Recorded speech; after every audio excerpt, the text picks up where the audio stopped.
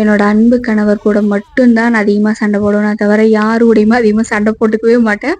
எல்லாத்துக்கூடயுமே என்ன சொல்றது, என்கிட்ட பேசினா ஒரு ஹீலிங் கிடைக்கும். எல்லாத்துக்குமே நல்லா அட்வைஸ் பண்ணுவேன், நல்லா பேசுவேன்.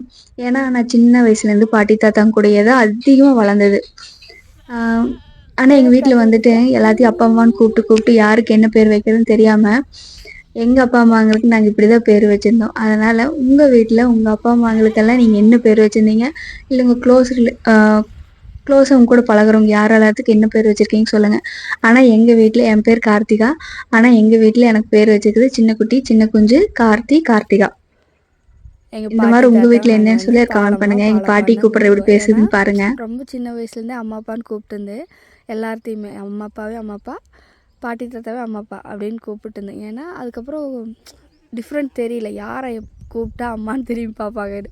அதனால் அவள் பாட்டி தாத்தாவுக்கு வந்து பால் கறப்பாங்க. அதனால் வந்துட்டு பாலம்மா பாலப்பான்னு மாற்றிக்கிட்டோம். அம்மா பேர் ஐயம்மாள், அதனால் ஐமம்மா. அப்பா வந்து புல்லட் வச்சுருந்தாரு, இப்போ ரீசெண்டாக தான் விற்றுட்டாரு. அதனால் வந்துட்டு புல்லட்டப்பா. இப்போ பார்த்துக்கங்க, நான் எங்கள் பாட்டியை பாலம்மான்னு கூப்பிடுவேன். பாலம்மா ஏன் வந்துட்ட? எங்கே யார் வரா? அவனா? சரி.